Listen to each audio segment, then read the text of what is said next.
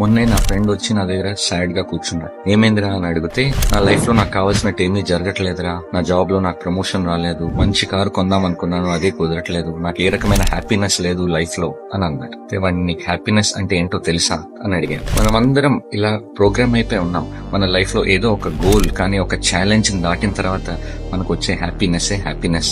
దాన్ని ఒక గమ్యం, ఒక డెస్టినేషన్ లా మార్చుకుని హ్యాపీనెస్ వెంట పడుతూనే ఉంటాం. ఆ జాబ్ వస్తే మనకి ఆనందం వస్తుంది, ఆ పలానా అమ్మాయి మనకు ఓకే చెప్పి మన లైఫ్ లో వస్తే హ్యాపీనెస్ వస్తుంది, ₹1 కోటి డబ్బులు సంపాదించిన తర్వాత మనకి హ్యాపీనెస్ వస్తుంది. లైఫ్ లో ఛాలెంజెస్, ప్రాబ్లమ్స్ కంటిన్యూస్ గా వస్తూనే ఉంటాయి. అది జాబ్ పరంగా అవనండి, పర్సనల్ లైఫ్ లో అవనండి, ఏ విషయంలో అయినా కానీ వాటిని మనం ఆపలేం. దానివల్ల మన లైఫ్ లో ఉండే ప్రతిరోజు మూమెంట్స్ లో ఉండే చిన్న చిన్న ఆనందాలని కోల్పోకూడదు. మనం ఎక్సర్సైజ్ చేసినప్పుడు ఎండార్ఫిన్స్ రిలీజ్ అవుతాయి, హ్యాపీ హార్మోన్స్. దానివల్ల చాలా ఆనందం వస్తుంది. మన ఫ్రెండ్స్ తో టైం స్పెండ్ చేసినప్పుడు, ఒక సన్సెట్ చూసినప్పుడు, ఒక సన్ రైజ్ చూసినప్పుడు, బీచ్ మీద వాక్